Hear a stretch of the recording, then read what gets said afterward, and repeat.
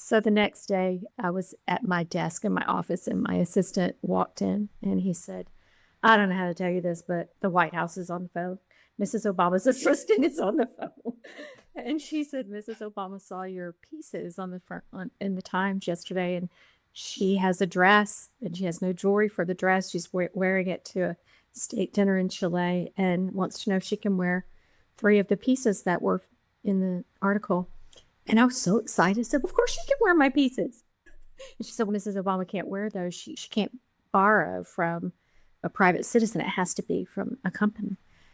And I said, oh, you're telling me I have to incorporate so that Mrs. Obama will wear my pieces? And she said, basically, yes. I said, how long do I have? She said, till tomorrow. So I went home and I said, let's Wow. incorporate, let's start this business somehow. We'll figure it out. It starts with just taking that leap. Man, you have to work hard. You have to be incredibly smart. Choose something that even if it fails, you are going to be proud of it. Doesn't matter how badly you got beaten in battle. Be kind, be kind, be kind. Become a better person, a better leader, the better business. Go with your gut. I'm Samuel Donner, and this is Finding Founders. Can you state your full name in 3 or 4 sentences about who you are and what you do? Yeah, sure. So I'm Theresa Harper Bruno, and I am the host of the Soul Talks podcast.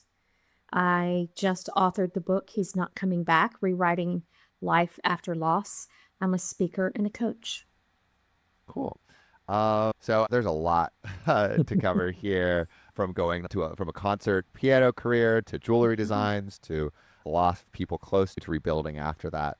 And we're going to do our best to cover it all.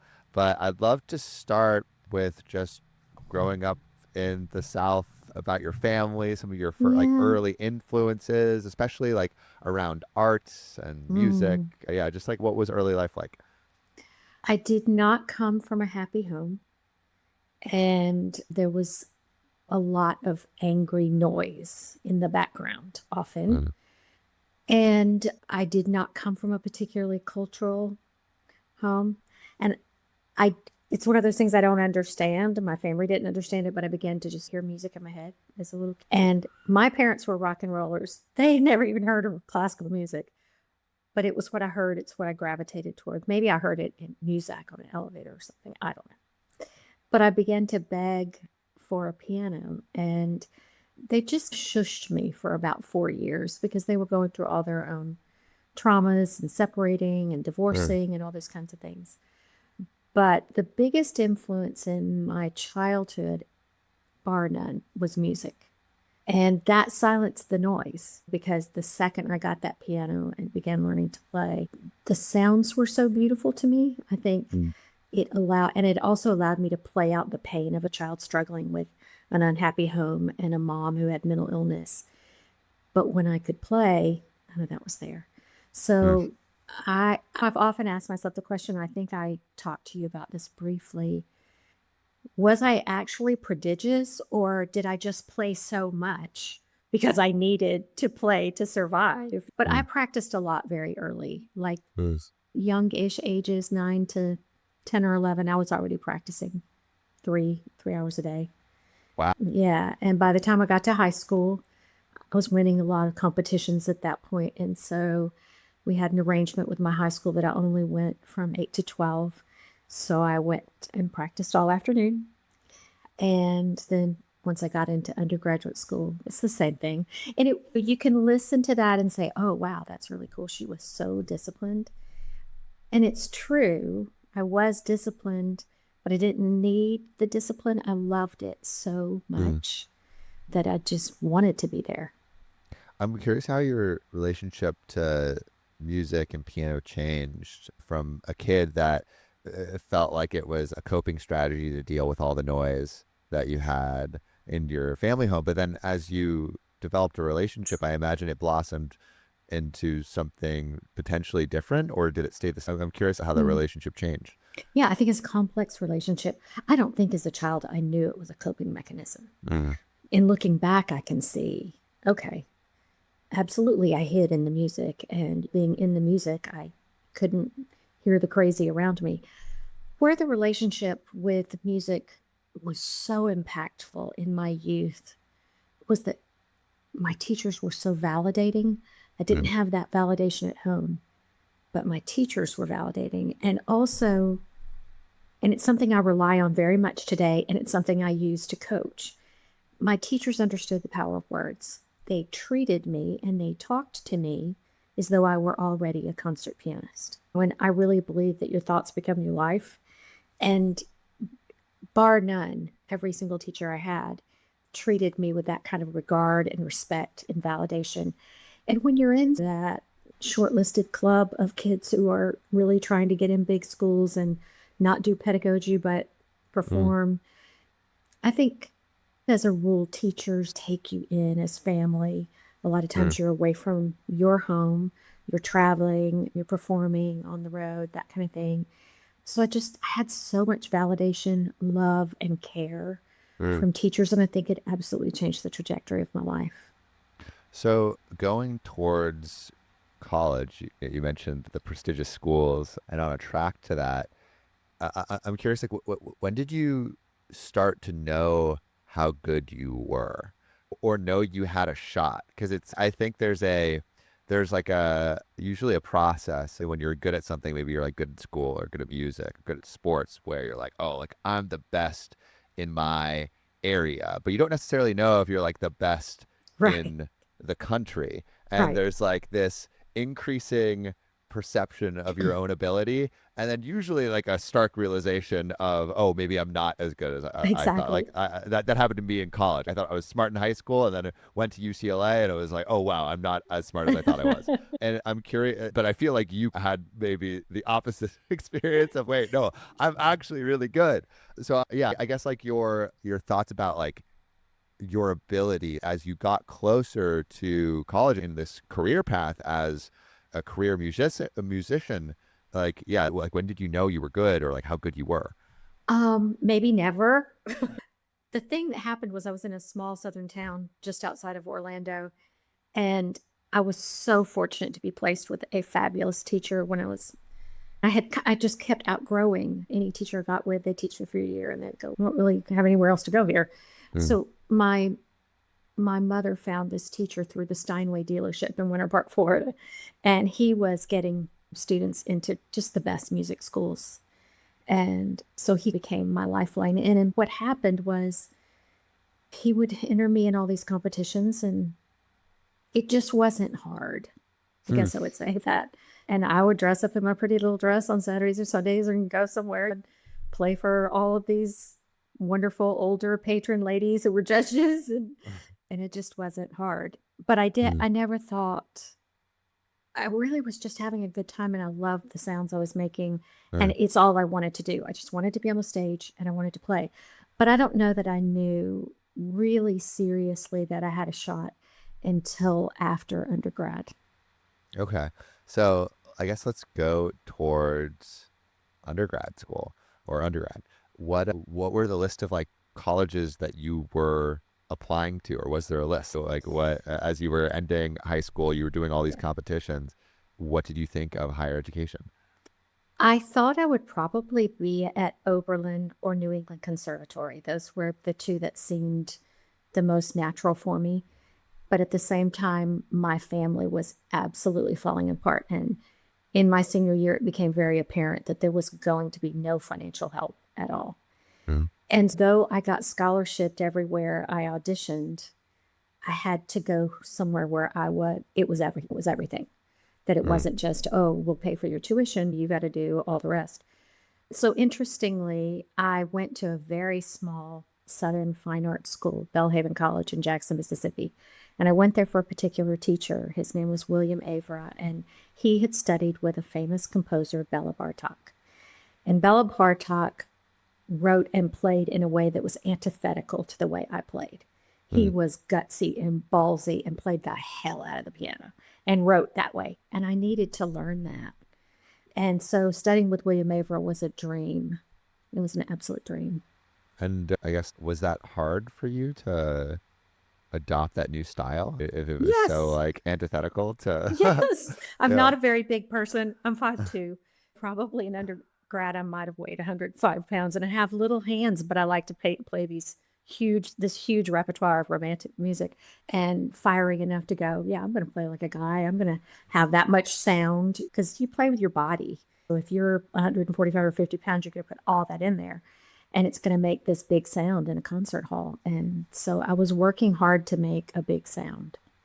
And how did you get to be able to actually make that big sound? Or were there indicators that you had achieved the sound that you were trying to? I guess the answer to that is a funny little story. When I auditioned at Juilliard, I was playing a Scriabin etude, and it's big. And the woman on the other side was a very famous teacher, said, "You ate your Wheaties this morning." I could get a pretty big sound by the time I got to Wow. graduate school. It was fun.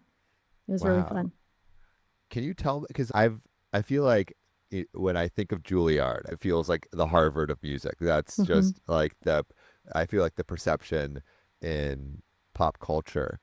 What was your understanding of it as you were going into these interviews? Is that how you thought of it, and like as you get, I guess, closer to actually being able to be in an institution like that, what did you learn about it that maybe is different than the outside or like the pop culture impression? I think the pop culture impression is absolutely correct. And I think it is at least the Harvard or Oxford or whatever you'd say of music schools. And the experience can open every door for you for the rest of your life. It can also be daunting. I think it requires a mental stamina and health that is for those who are really trained to be in something that has that rigor and has that pressure. My experience was probably a little bit different. I had taken time off between undergrad and graduate school because I wasn't ready for Juilliard when I got through with undergrad, and I knew it. I had applied to a ton of schools, gotten in Why weren't you everywhere. ready? It was technique. I needed more, needed a bigger technique still, and I needed a bigger repertoire too. And so I had applied to a ton of schools and gotten in everywhere except the one I really wanted. And I hadn't applied because my teacher and I both knew I wasn't ready. So long story short is I ended up studying with this wonderful woman who lived in Macon, Georgia. She'd gone to Juilliard and gone on to be a fairly famous pianist in Europe. And she was courting gifted Southern students for Juilliard. And the reason that became a different experience for me was that she walked me into the back door. Like I began studying with a teacher at Juilliard before I was accepted into Juilliard. So it made everything easy. And I took my lessons in her apartment on the Upper West Side. And then didn't have money. And being in Manhattan and being at a school like that, you're just so darn poor. So that in and of itself is something you have to deal with if What you're did a not day sponsored. look like? And because also going from like a small town in the South to Manhattan is probably one of the biggest transitions that you could have. What did you think of the city? What did you think of New York? And like going back to cultural perceptions, I feel like New York has this world on the world stage. It's just like this city that never sleeps. It's just it's constant pace. It burns people out. It makes them cynical sometimes, Yeah. but also there's so much beauty in there too. Energy. Yes, so much energy, but I feel like I think of New York as like this amplifier where if you're feeling great, it amplifies greatness. If you're feeling like crap, it amplifies the crappiness. Where it takes all of your soul out. Again, I had an unusual experience because I think people, especially women who are patrons of the arts at that level, are so generous with students. And because I was with this teacher who was very beloved in that community, I practiced in various people's homes. I was often invited in for dinners and just had this a kind of very nurturing sort of experience. But at that point, I was practicing most days, it was 10 hours a day.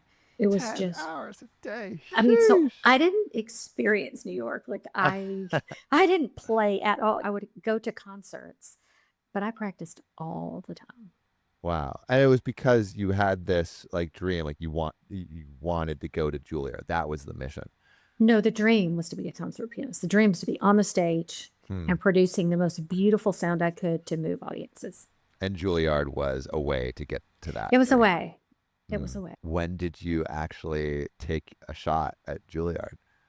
I was 23 and a half, maybe. And what did it look like? What do you do? You just sign up and do you apply? What does the application process look like? You apply and then you get a chance, just like you would to any art school, and then you get a chance to audition. And I was auditioning for a teacher I already was studying with. So again, a softer experience. Yeah. And so were you nervous for? Yes. I'll tell you a funny story. The first time I played for her, I wasn't auditioning for school. I was just getting lessons. Yeah. And so I was taken by my teacher from Macon to her Upper West Side apartment. And the first thing that happened was, being Southern, I thought the prettiest thing you could wear in the winter was a beautiful off-white coat. Little did I know that it's ridiculous to wear an off-white coat in New York. And the first thing that happened as I walked to the audition was a taxi came by and just mud all over my coat. Yeah, so that was a learning lesson. But so apartments are tiny in New York. She's in the living room. I don't even remember how we got in the door, quite frankly. But anyway, she was doing another audition. And I'm standing in her tiny little kitchen and I'm listening to this young woman play. And I thought it was so beautiful. And so I started getting really nervous. I was like, oh, I don't play like that. And so when this young girl finished, and this is not a nice thing to say about this teacher, and so I won't say her name, but she said to the girl, she said, "Dear, you need to go home and learn how to cook." And it was the most eviscerating, damning, demeaning comment you could ever make to somebody who had worked their whole life to get to that one moment. Brutal. Today, you could not get away with saying that today. Brutal. And so then why do you think she said that? She had that side. She had a very critical, hard side. Yeah. But so, I was a nervous wreck by the time I said them. I was just a nervous wreck. And they're like, up next. Yeah. What happened when you played? She said I must have had my Wheaties because I played big that day. Yeah. And I had never really had, and I think this is normal matriculation of age, where fear comes in probably in your early 20s or so. I don't know where a therapist would say you begin to feel fear in ways that you felt fearless younger, because I had felt pretty fearless in performance.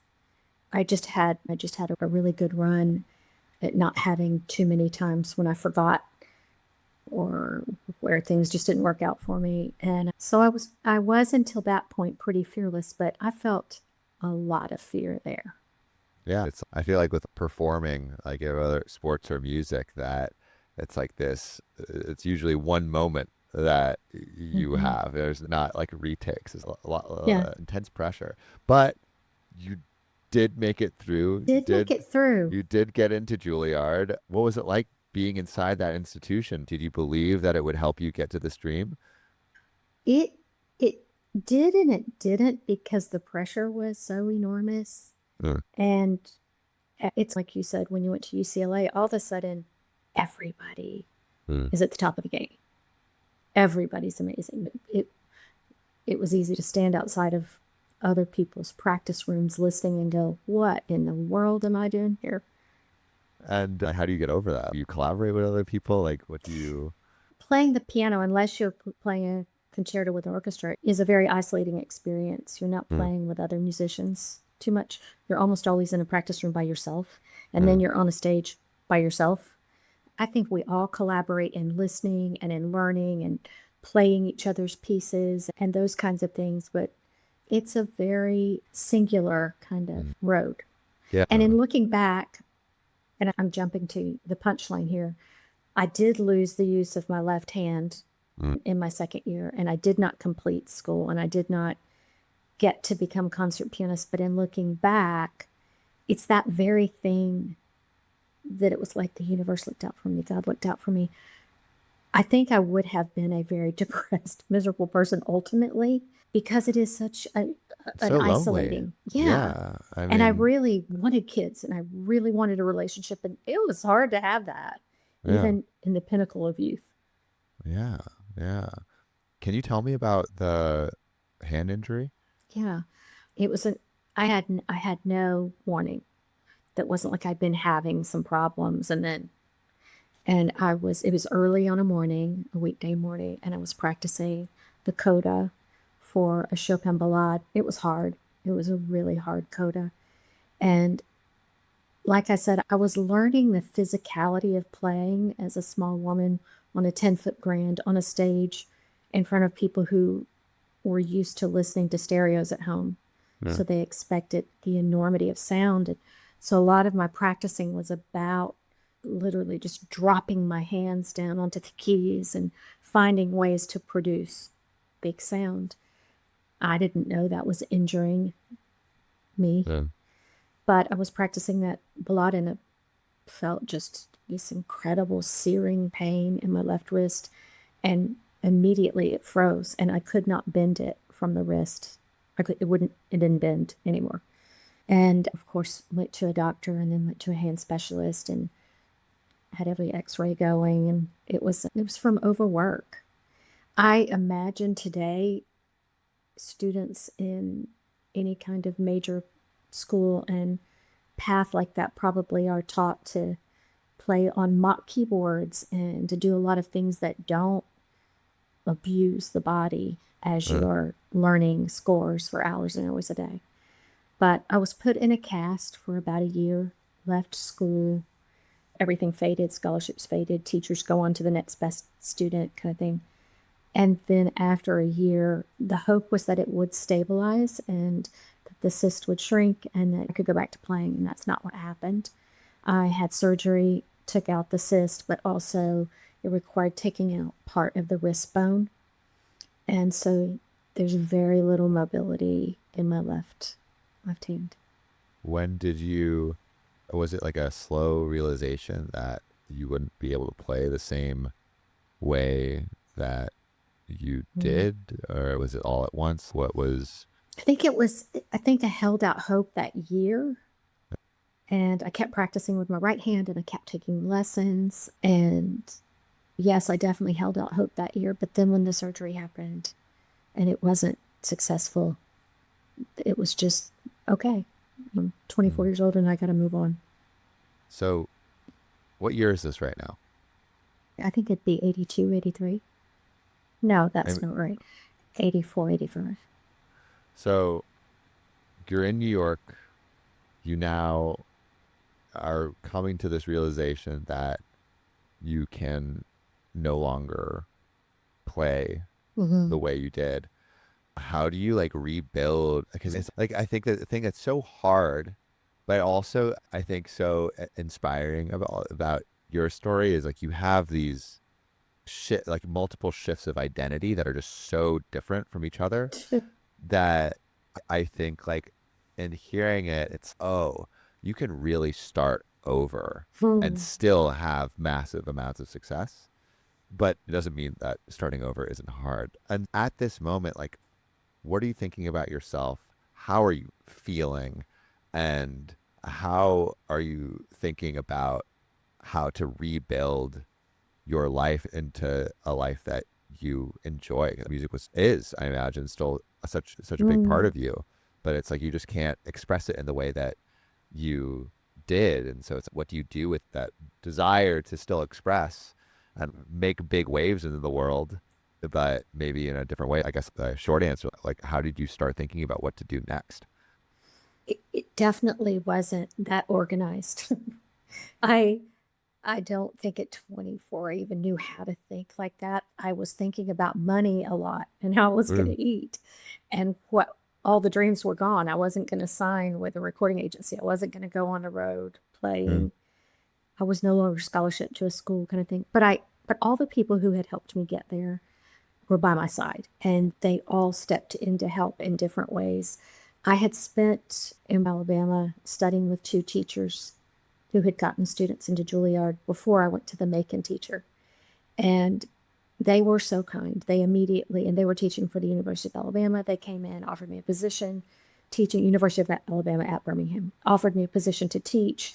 They had just started a program for University of Alabama at Birmingham is predominantly a medical school.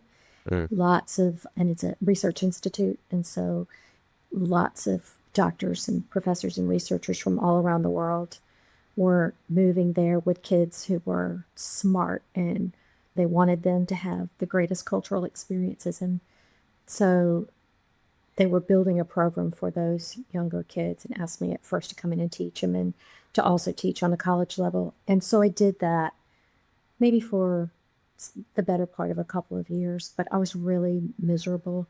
And looking back, I would also say I didn't have a therapist. Nobody said, you probably really need to talk to somebody about this. This is your whole life just went away. Yeah.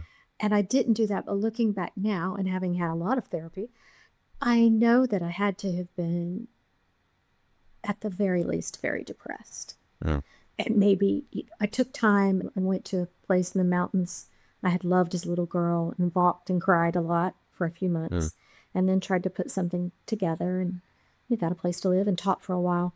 And I love to tell this story of I was teaching this just amazing little boy, Asian boy, and he was probably 8, and he was phenomenal. And he was also tiny. Like, he didn't even he barely came up to the keys. You had to help him up on the stool kind of thing. And he was so good. And all of the university and the people in town who knew were connected to the arts could not wait to hear this little boy play. So I was teaching him, and I was having the hardest time because he just couldn't get the fact that you bowed graciously at the end of playing to thank the audience. He would stand on the side of the piano and just parallel with it and just bop down and up. It was just hilarious. And there was something that happened in teaching him to bow when I realized I can't do this anymore. I'll never bow again on a stage. I'll never get to take my bow. I'll never get to go, wow, I gave that audience something so gorgeous. And so I thought, I've got to do something else here. I got to pivot. I can't keep doing this. Is it because it was just like, it was too close?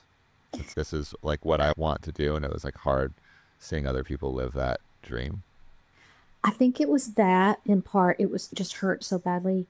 I also think, I don't know how to say this exactly, but I had a lot of ego about what I had wanted to do, what I had been good at. And I just didn't, it's not a very noble thing to say, but at that time in my life, I didn't want to teach. So it seems like it's like maybe this is part of the slow realization. It's like you have this dream of being a concert pianist. You have this injury that says, okay, I can't play anymore. And then you're like, all right, maybe I can still teach, but then it's too painful emotionally to teach anymore. And so it's this retreating from, I feel like it's like a further retreating from the identity as like a musician or like a concert pianist or like a piano teacher. It's like a retreat from that identity. Like in the wake of that, what do you do? Because that's your skill. That is everything that you knew how to do. So I think that's so hard. I think people usually build careers off continuous improvements in that base skill set, and it gets like better and better, and they may get more positions over time. But it's like, okay, now I need to do something completely different. It's not something people do very often, or definitely not something people do without kicking and screaming. So like, how did you, how do you do something completely different? I think the common thread in my life, and I have had a couple of pretty big shifts and almost identity shifts. The thread was that I deeply understood myself as a creative. I knew that, and I understood because I'd been around the arts at that point since I was deeply around the arts since I was 8. And so I'd been exposed to painters and I'd been exposed to singers. And I understood that when you have that creative thing inside, it doesn't have to just have one output, one outflow. And while I was teaching, I made friends with somebody at university, and she took me to what was called at that time an Addy Awards. I knew nothing about marketing or advertising or any of that. And I was just keeping my eyes open. Where can I go? Where can I work? What can I do? I don't like what I'm doing. And so I sat there watching that award show and watching film commercials, not long format, not anything glamorous, just commercials.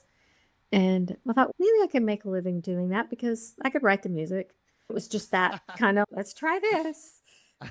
So that was the next step. Was I did go to a sizable agency and sat down with the owner and said, I'm really overeducated on paper for anything that you could offer me, but I'm so also completely undereducated. And could I just work here for a while for free and learn this business? So that's how I got Wow. into the marketing business. And that is not like that creates like I feel like that's a level of egolessness to do that. It's not easy to be as pedigreed as you were and then be like, all right, I'm ready to start an entry level position. But And well, also, and but drove that's it. but you were broke and you offered to work for free. Like I think that's what is difficult about learning a skill like that is often you will not get paid while you're learning. Often you have to Right. pay people to learn. And I feel like that's like an important lesson. If you're trying to have a career shift, the career trajectory, you cannot get paid the same amount that you were from the career that you left, at least not initially. For a long Um, time. for a long time. How did you go about learning? Like, how do you go about learning everything that you needed to within the company? What were your strategies for that? Or is it just, I'll do that job? I'll do Yeah, that I had job. no Yeah. strategy. I didn't. I just watched and listened and said, I'll jump in, I'll jump in, I'll take this, I'll take that.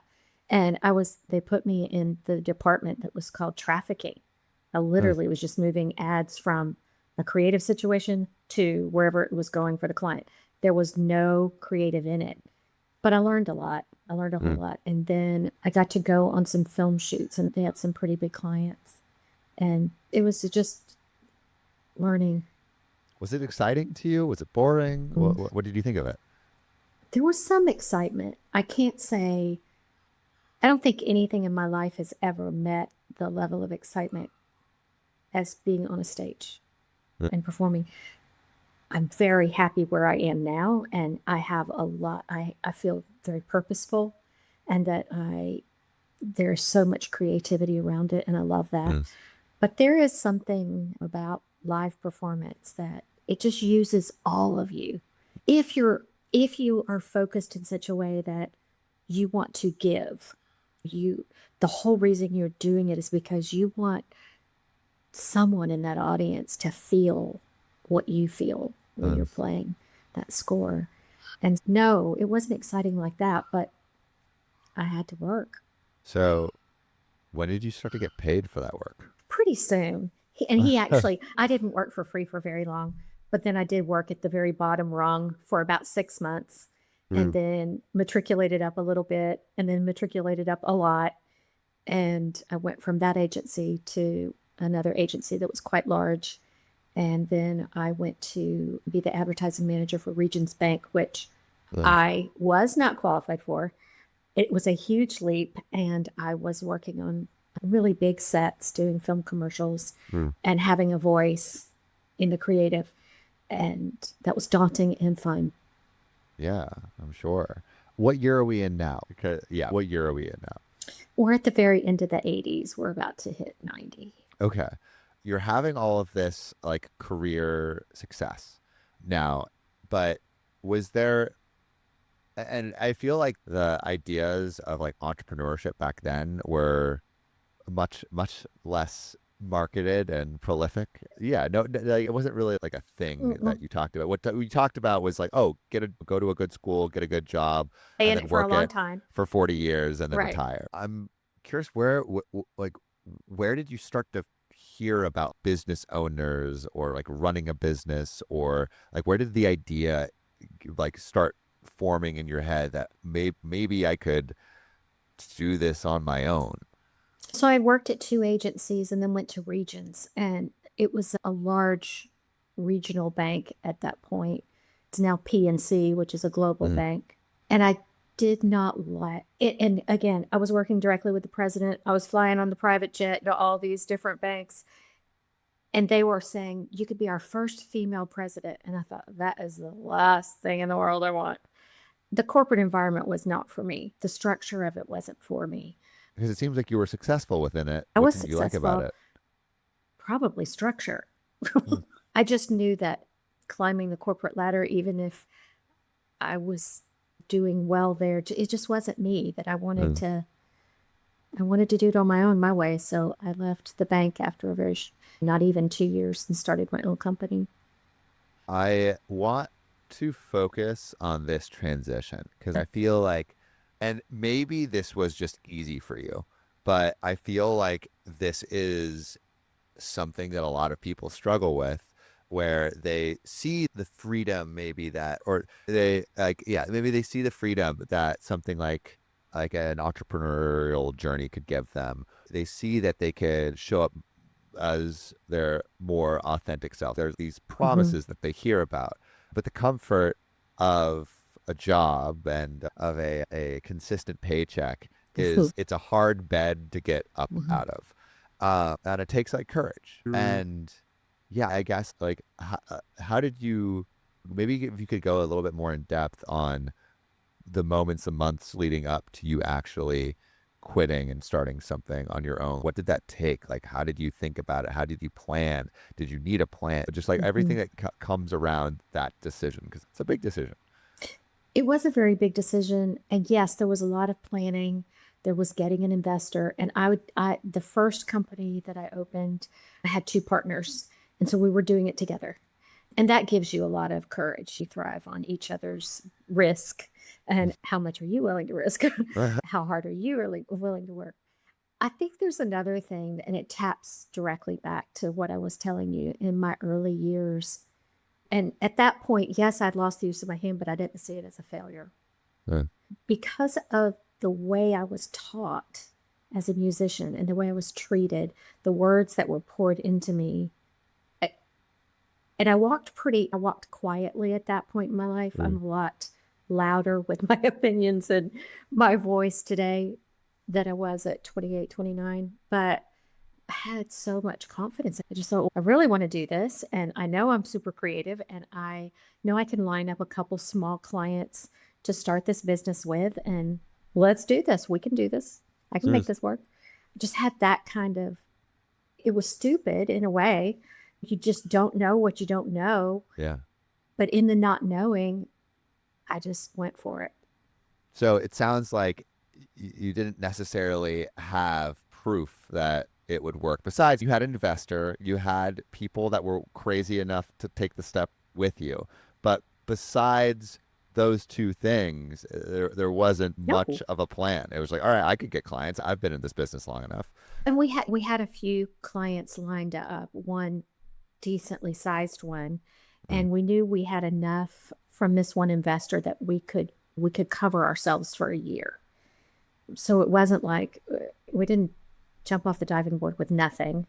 So we jumped off with a little money and two small clients and one pretty decent one. So how do you even like how do you start serving those clients? What's the beginning processes of that business? I love the beginning process of working with any client still today. And Yeah. I don't have a marketing agency anymore, but I teach and coach a lot in Mm. business. And it's one of the things that it just makes me tick. It makes me happy. I Mm. walk away just smiling from ear to ear to sit down with a client, and they're telling me the woes of their business. They're saying, "Oh my gosh, we were at 3% growth last year, and we have no growth this year, and had to fire all." It's just every Mm. business has its issues. I really love digging deeply with a client to understand first his or her, because I think these are linked, Uh, personal core values, and to drill it down to three, and then see how those align with what are the business's core values. And then to start asking some questions that feel pretty invasive, I think, to see if you can work with that particular client, because I mm. like to really understand what they want from their business and what the dream is for the business. And why do they have that dream? Is it just a monetary dream? Or does this dream align with their passions? Does it align with their spiritual pursuits? Because all those things are ingredients for whether you're going to have success or not. Mm. So that's where the beginning of work with a client happens in marketing. What were some of the, because you had your other co-founders, like what were the roles that you guys took on and what were some of the early difficulties that you had? Getting along as partners was the hardest thing. So I was creative director, and that felt good. Another partner was, she handled accounts, account services, account rep, and the other partner was in charge of sales. And when you say it was difficult getting along, what were some of the Oh my things that gosh. started coming up? We, two of us, the male partner and myself, when we were exactly the same age, we just fought. We just did not find commonality in the way that we did business and the way we spoke to one another. I wish I had had some training at that point. Again, it's something I coach now, about the kind of respect you in any culture in order to make what works or doesn't work. Even if it's not working for you, you can still work in it if you learn to create a culture of respect. We were young and heady and hungry. And so there was a lot of combativeness. And then there were some great times too. You get a new client or you win a great award or you bring in the most amount of money you could ever dream of bringing in early on. And those are really good times. You never get those again, those firsts. Can you tell me about some of those first, especially like like the big like monetary wins and or I guess also what were some of the most meaningful wins that you had as you like went through building this agency? They're linked. They're absolutely linked. And it completely changed the trajectory of my life in a personal way as well as a professional way. I think we'd only been in business about a year and a half, and I've always been motivated by philanthropic work. And so I asked my two partners, I said, I'd like to go to this school that's in an underserved part of our community and just sit and talk to the kids and maybe just create a Christmas card from those kids' wishes, try to raise some money for them and send this out to our other clients. So I spent a little bit of time in this elementary school, a few days, just sitting at the desks and listening and talking to the kids and taking notes and asking them what they wanted for Christmas. And then went back to the agency and with a really gifted art director and copywriter, we came up with this piece that ultimately won a national Addy. That doesn't sound like much. And I didn't even understand. But also, this is like a kind of a full circle moment. The Addies were what got you exactly into this thing. And now here you are winning the award, not that like later, but not that much long, like not that long after starting your business. And you were at the pinnacle that you saw at the beginning. And it was so crazy because Birmingham, Alabama is not a very big town. So I think maybe only one other national Addy had been won by any agency in Birmingham at that point. Could be wrong about that, but I thought it was just one. So it won locally, and then it won regionally, and then it won nationally. So it was a big deal. There was this group of businessmen, my last name now, the Brunos, and they were first generation Italians, and they had started with a tiny little grocery store, and within their generation had turned it into a very large publicly held company. And the spinoff from that was a second company that was a drugstore company. And at that point, I think they had about 400 or 500 stores. Also a publicly held company. And so the CEO of the drugstore company heard about, I thought of myself as a girl at that point, at 30, who had won this national Addy. And he asked for a meeting with me. I did not have any idea. I just wasn't steeped in Birmingham or money, or I just worked a lot. And of course, I knew everywhere I went, there was one of their stores, but I didn't really understand how cool it was to get asked to a meeting with this man. And he was probably in his early 60s at this point. His name was Anthony Bruno, and he ultimately became my father-in-law. But he's just set me down. He was so nice, and he wanted to know about me. And he said, my sales are flat. He said, what could you do for me? It's a really big company. Had never even heard of marketing budgets that big. And I said, I had the knowledge and the acumen to ask some smart questions. But anyway, I said, can you give me a little bit of time to think about it? And I'll come back to you. And so when I came back to him, I said, I think from my perspective, and it's probably not something you want to hear, But you started as a family business before it became this huge, colossal, big public company, 2 public companies, and everybody in the community loved you and they understood your story, and your drugstore sat on every corner, and the pharmacist knew the dog that got tied up outside, and you knew the prescription before the person would come in. And then you've had all this growth, and you're in cities you don't even know anybody. And I said, you were the drugstore around the corner, and now you're not. You've lost your brand. And he said, okay, I hear you. I can't remember the budget he gave me, but I felt like somebody had put a whole bag of gold in my car. But he gave me a really substantive budget to come back with a creative solution.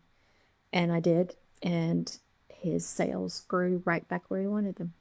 So that was the first just ginormous big account win.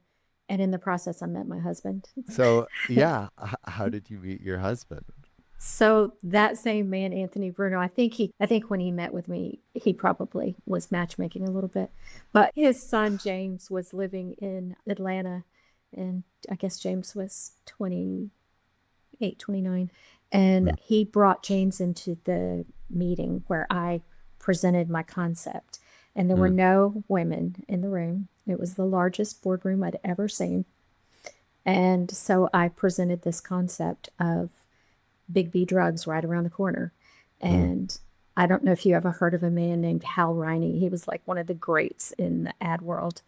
And he also was one of the biggest voices in commercial work. And so I had hired Hal Riney to do the voiceover work for it. Wow. And that was so cool working with him. But anyway, I presented this concept, and James was at the very end of that long table. And I was standing there going, everybody else here is kind of old and a little bit round looking, and here's this really great looking young guy. And I had a very embarrassing moment in that presentation.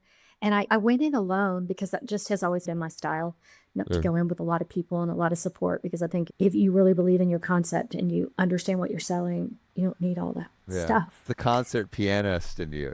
Go exactly. in solo and then Going see if in you can solo, perform.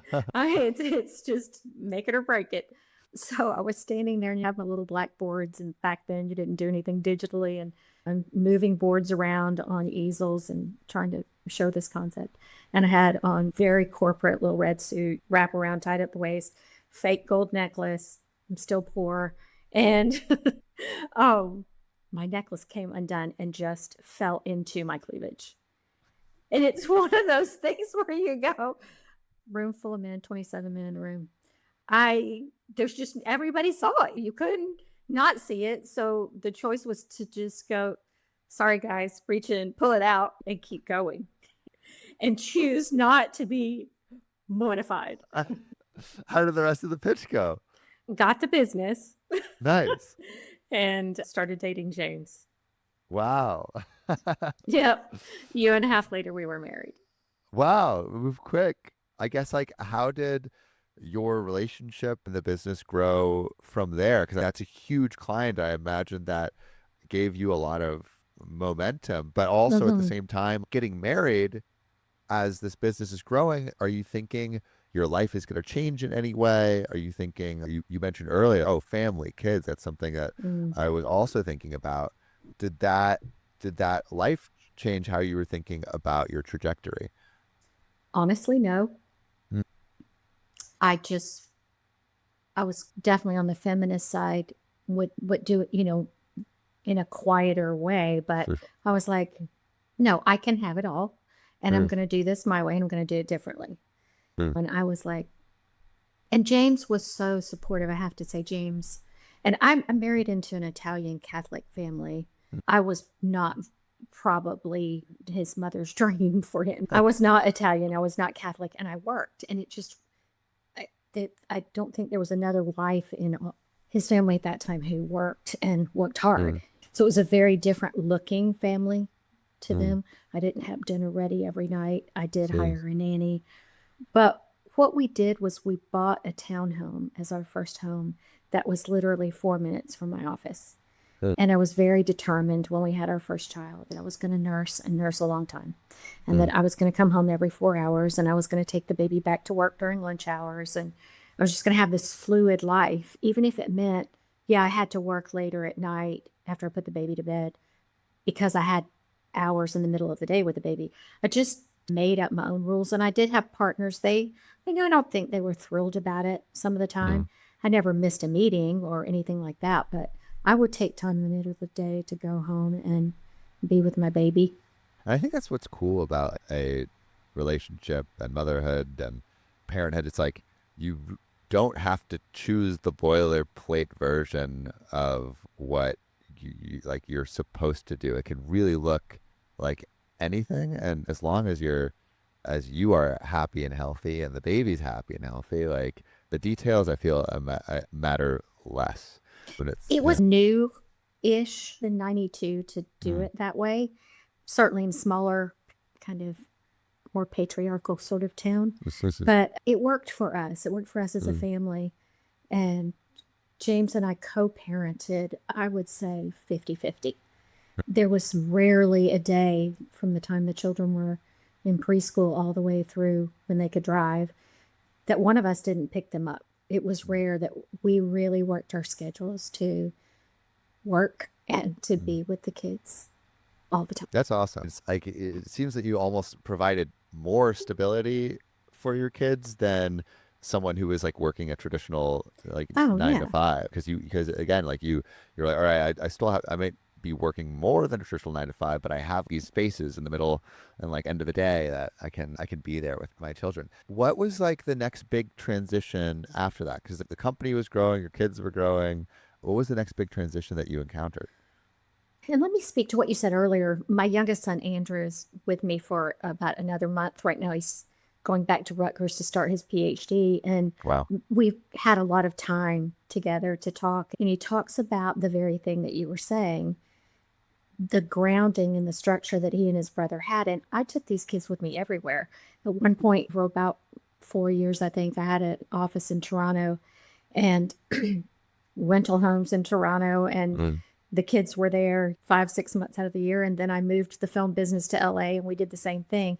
They had a really interesting life and they learned a lot and they saw a bigger world than. On this note of, I'm curious what you think about stability when it comes to raising kids. And I've talked about this with a few entrepreneurs. You see the gamut, right? People that stay in one area their whole lives, and the kids are raised from. And then you have people that I was talking to someone who raised their children in a boat. I was just going to a new city every day. I feel like something I've heard is that you want to provide stability for your kids. There's different ways to do that. But I feel like also having small moments of instability is also good. Like some of the most interesting people I know are people that lived in another country for a few years and then came back. And yeah, I guess like to what level do you think like children should have instability/stability? And then also as a business owner, how do you do your best to create that over time, especially as things have you move? Like you mentioned Canada, California, like what I guess this is more like a philosophical question on raising kids and how you thought about that. But I was recently having this conversation, so I'm curious. I think the tact we took was as long as one parent was always present was how we did it. So if I was traveling, James was there and vice versa. I loved having my children with me, and they were in film studios and music studios and on film sets all of their lives. And it never occurred to me not to have them with me. I was fortunate enough to always have a nanny, but they didn't. Yeah, the nanny was there so that I could make meetings and do all that sort of thing. But the kids were often in offices and on big film sets and right there beside me. Stability, I think, is not, though, just about time spent. It's not just about being physically in the room all the time. I think so much of stability for a child is emotional stability. And it's that feeling of no matter what, no matter where, I am deeply loved, I'm supported, that kind of thing. Yeah, I think like presence. If you can have presence with your kids while you're there, it almost feels like you're there more than you might be actually physically in the room, because that emotional stability has momentum that carries. to the next And moment. I just thought I just fell in love with my kids. I just thought these are the coolest humans I've ever been around. I'm sure they weren't to anybody else, but I found them more interesting than most dinner partners. So Yeah. I loved having them with me. That's awesome. So yeah, tell me a little bit about the moves that you did, because you said you eventually went to California. What prompted that? Tax credits for filmmaking. So I first took the portion of the business, the filmmaking part, to Canada because I could get almost twice for the money for a client at that point. And I can't remember who enacted those policies. And I didn't move full time. We had a full time residence, but I tried to take the large clients' work and bundle it from April to October, basically, and do the bulk of all the film work in that time period. And so the kids had to travel back and forth a little bit in spring and in early fall, but they were mostly 100% either in Toronto or in LA with me. And what was LA like for Oh, we had a ball. you? We loved it. Yeah. And we lived in various different places. My dream was to be in the Malibu area, to be able to be on the beach every day. And of course, isn't it everybody's dream? But didn't realize going up Sunset took an hour and 10 minutes to get to LA traffic is a little bit difficult. to get to where I was working on Highland Avenue. And so then moved closer and then ultimately got a place in West Hollywood. I want you to take me up to your jewelry dare. So if you could walk me through, just tell me like a couple of the steps that got you up to that point. So being in LA in the summer with my children who were relatively young, and this was the thread of my life. Yes, I had started marketing business. Yes, I was doing film work all the time, but I still wasn't as creatively fulfilled as I had been in the music world.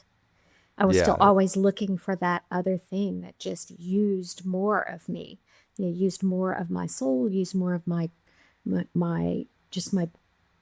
intrinsic ability to create. I wasn't trying to create another business. I was trying to create jewelry for myself. I was very inspired by my grandmother's style, and she was a beautiful woman and had great jewelry, and she was conservative though. And I wanted to have that, but I wanted it to be edgy. And so it was about 2.5 years. Every Saturday I would drag Andrew, he was like 6, to all the jewelry stalls in LA in the jewelry district, trying to learn how to buy pearls and ultimately diamonds, and to learn how to do interesting tying methods. And so I, over a period of time, and then found a craftsman, a wonderful Turkish Armenian craftsman who he had very limited English, but he got me artistically. And so we made some very beautiful pieces. I thought they were beautiful pieces. And so that third summer, I made about 30 pieces for myself. And again, nothing between my ears ever said I'm going to create a jewelry business. Just was doing something I wanted to do for me.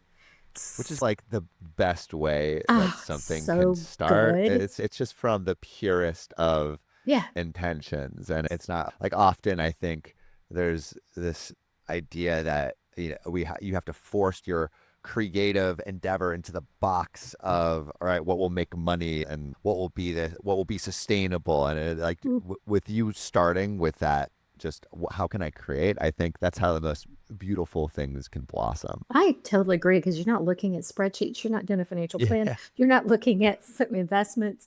It was just for the love of jewelry, truly. Yeah. And so I came back to Birmingham in the fall with the kids, and I had a friend who ran just the most beautiful jewelry boutique in Birmingham. And so I was so excited about my 30 little pieces all wrapped up in a ratty piece of velvet in the bottom of a very old Louis Vuitton tote. It was just all so comical when I think back on it. And so I called her and said, "Hey, how are you doing? How was your summer? I have something I want to show you. We have a glass of wine with me." And so she did. And she was looking at them and she said, "Okay, I think you got something." I've worked with this woman in New York who is basically the tastemaker in rolling out some of the best jewelry designers in the world today. Will you go have a meeting with her? And I'm at least 2 glasses of wine in, probably 3. And I am really bad to this day about taking a dare. And she dared me. She said, "If I get the meeting, will you go?" And I said, "I'll go." And so I did. And I had no idea what I was walking into. Yeah. This wonderful woman, Janet Goldridge, she and her husband actually were responsible for the regentrification of Soho. And so I get to Green Street, and here's this fabulously redone building. I go up to whatever floor, and this beautiful model looking girl opens the door. And I knew before I even got in the room that I was way over my head. And it was funny. The young girl who greeted me, she said, "Do you need some trays?" And I said, "I have no idea what I need trays for." And she said, "That's how you show jewelry. You show them on." And I said, "I got my velvet. I'm all right." And so I sat down at this table and rolled out my pieces. And Janet Goldwyn came in. She didn't speak to me. She just came over to the table. She did not sit down. And she was very austere. And at that point, I was feeling extremely intimidated and just ridiculous, basically. And she looked at the pieces, and she had this phrase. She said, "Dolly, you have a made hand." I didn't know you know what it means, but you don't know what it means. I didn't know those words, but I thought, she's telling me I got something. And she said, "Can you get me 50 more pieces in a couple of weeks?" And I said, "I need to apologize to you." I said, "I came here out of total ego because I wanted you to tell me I was good. And I'm not incorporated. I have no idea how to get 50 pieces made. And I'm just so sorry. I'm just so sorry I wasted your time." What did she say back? She said, "No, you have something. I want to represent you. Let me help you," that kind of thing. And I said, "I have a really successful business. I don't need another business. I'm sorry." Where was the business at this point? You know, what kind of clients did you have? What was your revenue? How many people? Where were you at this point? Because it had grown. You've been working on this thing for a while. Yeah. So what happened was that I ultimately separated from my original two partners, and I was a solely owned business at that point. And I was doing great. I don't remember how many employees, but it was a really beautiful business, no debt on it. It was making great money. It was a really good, very busy business. Yeah. And so it's with emphasis on busy. You're like, how can I create something else? So I left that meeting and met with a friend of mine who was a PR person on the fashion side. And I was just so embarrassed at that point. I'm just like, what in the world did I get myself into? So I met with my friend. She said, "Hey, I'm at the New York Times building. I'm having an interview over here. Meet me and we'll go get a drink." So I did. And I walk in, I'm disheveled. I'm mad at myself. I really need a drink at that point. I just want to get out of this mess I've made for myself. And so there were these two lovely young editors. And they were like, "What is wrong?" And I explained my story. And I said, "I just was inspired by my grandmother. I just wanted some cool jewelry." And then my ego got in the way. I didn't want another business. And then my ego got in the way. And I just embarrassed myself in front of a really amazing woman. And she said, this young woman said, "I'd like to write your story." I thought she was as a blog, because that's what people were doing then. She was going to write a blog about it. I said, "Okay, that's all right." And 2 weeks later, that same woman, Karen, who had dared me to go to New York, called me on a Sunday morning. And she was screaming in the phone and said, "Oh my gosh, do you know that there's an article about you on the front page of the New York Times Sunday Style section?" And she said, "And it's not small. It's a quarter of a page. And it says, 'Not your grandmother's jewels.'" Wow. Well, yeah, that's one of those things. Like right now, today, I could hire the biggest PR firm in the world and tell them my goal was to have a cover on the style section. And you did it accidentally. Yeah. And so the next day, I'm sitting in my office. I'm like, "Oh my gosh, this is amazing, but I really don't know what to do with this." And people were calling our house all day going, "What are you talking about? We didn't know you had a jewelry business." And I said, "I don't. This is all an accident." Yeah. So the next day I was at my desk in my office, and my assistant walked in and he said, "I don't know how to tell you this, but the White House is on the phone. Mrs. Obama's assistant is on the phone." It's so crazy. It's happening so fast. And I said, "Put the call through." And she said, "Mrs. Obama saw your pieces on the front in the Times yesterday, and she has a dress, and she has no jewelry for the dress. She's wearing it to a state dinner in Chile, and wants to know if she can wear 3 of the pieces that were in the article." And I was so excited. I said, "Of course she can wear my pieces." I'm so naive. She said, "Oh no, they're not your personal pieces, are they?" And I was like, "Yeah, they're my personal pieces." And she said, well, Mrs. Obama can't wear those. She can't borrow from a private citizen. It has to be from a company.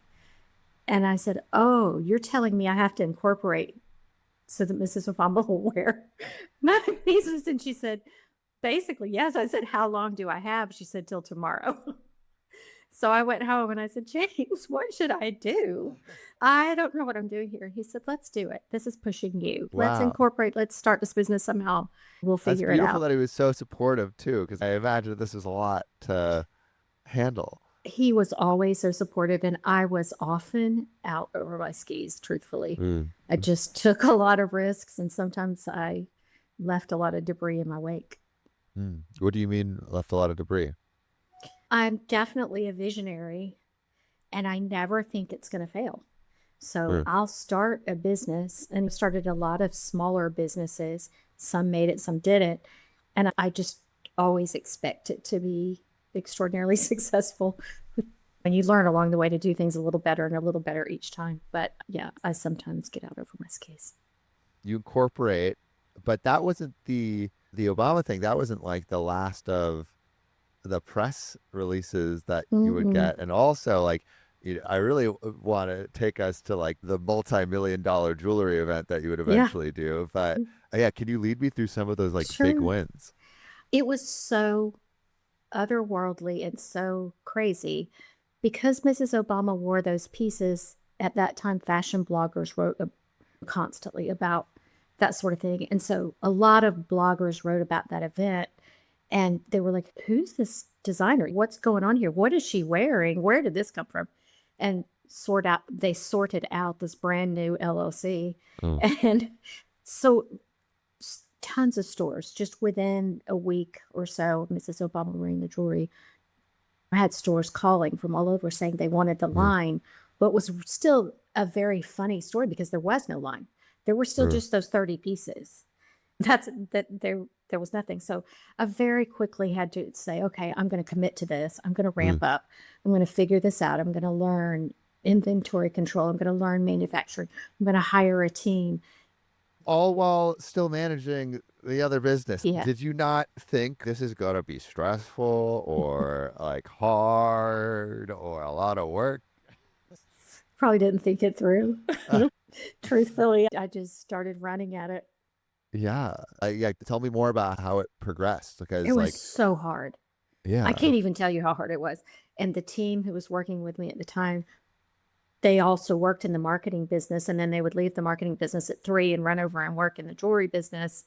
And it was really a hard uphill climb, learning manufacturing, inventory control, the business of jewelry. Designing jewelry was not hard. Different, because like you had the artistry down, but the jewelry business is, from what I've heard, financially a lot less predictable and a lot more. You have to buy the jewels, those are expensive. Like the capital needed to do this is a lot different than the marketing company that you created, where you can you still have to do shoots and stuff, but feel like you usually get a commitment from clients before doing the shoots, where you it's don't like the ever do opposite. exactly. You're exactly right. Yeah. You never pay for anything in the marketing industry that a client, or I didn't. I always, it's pay as you go. The client is paying for what you do for them.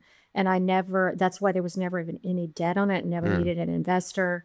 The jewelry business, and I would still say this today, and I would think many of my peers and colleagues in the business at that time would probably agree with me. It's a broken business model. And that started in 2008 when the banking collapse happened. And the reason it's a broken model is that the designer becomes the bank. Because what you do, and I was creating 18 karat fine jewelry, diamonds, precious stones. Wow. So if a company wanted a line, if Saks said, yeah, I want to carry, your line, and I want it in, and this actually happened to me, and I want it in 15 stores. Each store would cost me $150,000 to $200,000. Wow. But you don't know when you're going to recoup any of it, because that jewelry is going to sit in a case for 3 months, 6 months, a year, 2 years. You have no idea when you're going to recoup your investment. So all that time you're trying to grow your business and continue manufacturing goods, but you don't ever know when you're going to get that money back. Or even if you're going to If get you're that going to money get it back. back. Right. Yeah, it doesn't seem like a guarantee. It isn't. And you like also it seems like as you grow, as you grew in the like in like your notoriety, it feels like you also, and maybe this is wrong, but you have to like make like grander pieces. Is that true too? No, it's not true, but I did. And that Why? Because that feels like you're just like sinking more money into. Why do you do that? some it was a lot of it was driven by the clients I had. I was fortunate enough to land well in Houston with the high-end market there. And Houston is still a town where there's a black tie event, I don't know, a few times a week, and everybody wants to have a brand new gown and brand new jewelry. And so I started doing a fair amount of bespoke work, one of a kind Mm, work. It was very high-end work. So mm. that began driving pretty much what people saw from me and then what they wanted from me. Yeah, I was dealing with some pretty pricey stones. Can you tell me about the multi-million-dollar jewelry event? Yeah, that was in And lead me Houston. up to that. Yeah. Yeah. So I had opened a salon in Houston because I was doing so much work there and was beginning to dip my toe into investment diamonds, diamonds that people would buy not necessarily to wear at all, but as something that was an investment that could be passed down. Its diamonds aren't necessarily traceable after you purchase them, and so I was beginning to get pretty knowledgeable. And I had a friend in the investment diamond business, especially colored diamonds, Mm. blues, pinks, that sort of thing. We threw an event for a number of just amazing buyers and people in Houston, and we brought in, at that time, it was the only 50 carat diamond in the world. Yeah, That's huge. it's crazy. How big is a 50 carat diamond? Like in Um, terms of like your, it's big. It depends on the depth of it, but she was about like that. I mean, so that's like what, like bigger than almost like it's 2 quarters or like a maybe a 50 little cent bit. piece. If you know Maybe what yeah, if it was anyone like a knows what 50 a cent 50 piece cent piece, and then yeah. a chalk, just deep like that. Yeah, Wow. it was beautiful. And then we brought Huge. in, I think at that time there were probably 40 blue diamonds in the world, and we brought Wow. in several of them. And I could have my number wrong on that. Don't quote me on that. Mm. And I think we had over 25 million in diamonds at that show. Wow. It was So this crazy is fun. like a huge moment. But Yes. again, it's like you said, the financials are very difficult, and also we're getting towards a very difficult moment in your Yeah. life, and yeah, I guess I'm curious if you could tell me some of yeah, go into that. So the jewelry business, I think the thing that I look at in my life, and I try to look back very responsibly. Why did things happen? What did I contribute? When things go wrong, where was my contribution and where was my responsibility in it? The jewelry business was hard to run. I was on the road a lot. I was the creative nexus for the jewelry business as well as for the marketing company. And I was working all the time Mm, and thought I had really good, strong teams working in both businesses. And I did in the marketing business, but it turned out, and I didn't see it, my accountants didn't find it, that I had fraud happening in the jewelry mm, business. And by the time we found it, it had been going on about 2 years. So it was deep. The way I found out, I was on a film shoot for the marketing company. I got a call from American Express and said, "Hey, you need to pay your bill." And I was like, "What are you talking about? I don't have much of a bill." And they said, "Oh, no, you've got $250,000 that's due today." And I said, "I have no idea what you're talking about." I said, "You have 5 cards and 2 credit lines." And I said, "No, I don't. I've never signed for those." And they said, "We have your signature." So mm, that's where I began to uncover it. The fraud was deep. It went it went through adjusted QuickBooks, so I thought bills had been paid and they hadn't been paid. And it was just a mm. falsified, it was running, the business was running on falsified numbers. And Yes. when we were able to really pull it apart with lawyers and accountants, my choice was to bankrupt it, and it's just not in my DNA to do that, or to pay back. Some of it was pennies on the dollar, but to pay back all the fraudulent cards, all the credit lines, and to shutter the business because I couldn't create new lines and pay back debt. And so I chose to close a business that I deeply and dearly loved. It was heartbreaking. And the closure took a while. It started happening in August of, and I actually shuttered the second store in February of 2020. So it took a while. And it was a really big, it was the first time I felt like I failed, just absolutely failed in life. I carried so much shame of how could I not have seen it? I've let down all these stores that believed in me, all the press that believed in me, these clients who've bought my designs and my investors. It was the ickiest, worst thing that I'd ever felt inside myself. So I was really low. And then the next month, COVID happened. And then a month after COVID was announced, on April 19th of 2020, my husband, my best friend, took his life. How do you process all of that happening? 5 years later, the anniversary is in a couple days. You don't. My life shattered.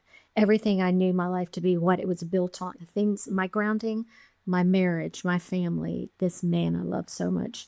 He called us peas and carrots. We did everything together. We were that kind of couple. Just everything that I thought I could count on was my identity as a business person was really poked at hard. I was isolating at first because of my shame, and then everybody was isolating. So I didn't have community and friends coming to the house and to help. And Samuel, it takes a long time. When life shatters in that way, it was pretty pervasive. Takes a really long time even to figure out how to walk out.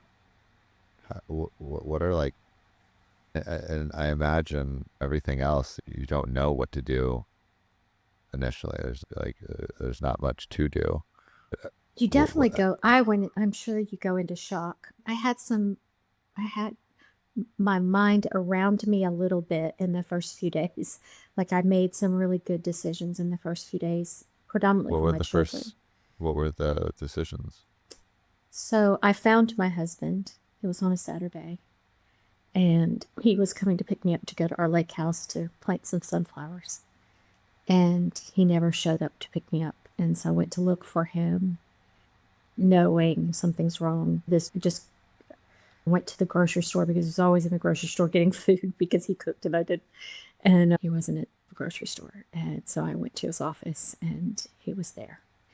The first really good decision I made, because you learn a lot of things that are really gruesome things.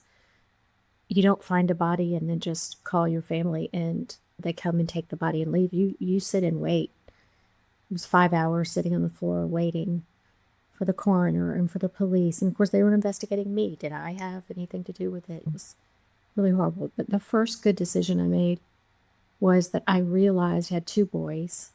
And at the time they were 22, and I think Jordan had just turned 26. Relatively young men, one still in undergraduate school. And I knew that however I handled it, whoever I called first, however I said it, what measure of self-control I had, I knew, first of all, those moments for my kids would be remembered exactly as I did them. So I had enough sense to go, I've got to present to them with something that makes them feel we can go on. Now later they saw me up and cry and would just completely fall apart. But in the first moments, I realized I need to get both boys in one place at the same time. They need to hear about this. And they weren't in the same city. One was an hour away. So the first good decision I made was I've got to see my boys together and I've got to hear about this together. And the second good decision was somehow, by the grace of God, I kept my composure. And I think it was it was a pivotal step for us as a family that we could go on. Now, in the following days and months and even a couple of years, it was raw. It was ugly. It was messy. I've never felt pain like that, ever. So when you tell your boys, the composure that you are talking about seems incredibly hard to muster, but you did. What resources do you start looking for? Because I feel like there's books of grief. There's grief communities and circles, and And yeah, I obviously have family, but where do you go for support when things like, and this I think is like a question more for the, I guess, like what if you are in the situation, like how do you help yourself? I think my situation, my immediate situation was very different, and I would advise differently because of COVID. We were a month into COVID, and everyone was terrified that nobody was going to come to my house and comfort me. I'm afraid of COVID. And so the isolation was a really big thing. There weren't friends and arms around me and food being delivered, and it was just a very quiet time. Yeah, there were texts and phone calls, and those were helpful. But today I would say to people, the best thing you can do, and for a long time, is not to isolate. You may not want to be around your mom or your mother-in-law or your sister who gets on your nerves or whatever, but do it anyway. Do not be alone for a while. And this sounds a little bit trite, and I definitely don't mean it as that, but it's something that I've learned and am still learning, because I was used to always showing up as the concert pianist, always showing up on stage, always showing up polished. And that really doesn't work in grief. The more you can share the pain, it lessens the power of the pain. It's almost as though the person you're sharing with starts to carry it with you. And I think it is so important when you are suffering betrayal, loss, depression, any of the, because we're all surviving something. We really are. I don't think you get out of this life without probably some pretty big thing you're wrestling with. But sharing it, if it's with a therapist you trust or family member or friend, I think it's so important to be able to start to survive. When did you start thinking about documenting this journey of grief and rebuilding your life after it shattering? When did you start thinking about that? Didn't think about documenting it until about a year and a half ago. Maybe 2 years ago. Why was that the right time? I had sold my marketing business. I wasn't working, and I had always worked. So I had a lot of time to think, but I knew my spirit, myself, I knew I was being pulled to something that was different. And all my values shifted based on Jim's suicide. I had been so driven for success. I had a perfectionist mentality. Yes, I tumbled and fumbled a lot, but I was running for all the things that I guess my generation has defined as success. And those accolades and those big accounts and making a really good income just became, it just didn't mean anything to me anymore. I didn't want to run at it anymore. I loved my team. I loved predominantly women and young women who worked with me and had to live and walk alongside me those first 2 years. And they were incredible. But I began to want to try to make sense in the world of the tragedies that had happened. I didn't know how to do it. But I hadn't I had come up with little tools of my own. They were just hard fought things that I would figure out worked for me. And I began to say, okay, I didn't have a guide. I couldn't quite find that guide. Yeah, now I know I found so many great trauma therapists and so much incredible writing, but somehow it didn't come to me in my first 2 years. I joined a grief group and just couldn't do it. I couldn't make myself do it. I couldn't sit and listen. I couldn't. So I wanted to create a space where, not so much about telling my story, being vulnerable enough to do it, but I wanted to create a space where others could tell the hardest stuff and feel like it's okay. And somebody else has walked along this pain path and she gets it. One of the things I think it's just universal in our culture is that we just have no language for death, to talk about it to another. We don't have any language, especially about suicide. We don't know how to comfort another. We just don't have a way of grieving alongside others. And in my one little way, I just wanted to put it out there. I'm living through a really rough story, and I know you are too. Let's just talk about it. So I started the podcast. What was putting out that first episode? Because I think putting out anything of your soul Like any artistic endeavor is scary. But It I is so think scary. the more raw and honest, and also sometimes like exposing that hurt too, I think is like often the scariest. And yeah, what were the mix of emotions surrounding publishing that first podcast? Well, I was completely unlike the woman I'd been before, who was relatively fearless in business and relatively fearless on stage. I was filled with fear. I'd been pretty eviscerated on social media when I closed the jewelry business. A lot of people were like, yeah, you deserved it. You weren't really trained as a designer. And when the fraud kind of thing went around, I had suffered horribly on social media. So I was like, oh, I can't believe I'm going to tell in a social media format the thing that has hurt me the most. So at first I didn't have my name on it. I just called it the Soul Talks. And you couldn't find my name anywhere. Yes, if you listened and knew me, you'd know my voice. And I do film it as a show rather than just an oral podcast. But I was very reticent. I think I shook pretty hard the first couple of episodes. Just, it's hard to put it out there. Did it get easier? What's really beautiful, and I can hear that you're a wonderful interviewer, and your podcasts are so beautiful. I really admire your work. What I didn't expect, I thought I was doing it in service to the world. I thought I'm making sense of what happened to James and his life and our family by being able to be honest about it, right? But it flipped on me, because every time I would invite somebody in as a guest who had a survival story, I could feel myself healing just in sharing their journey and asking them questions about it and having a generous space to listen. There was so much healing, still is so much healing in it for me, and I hope for the people I interview.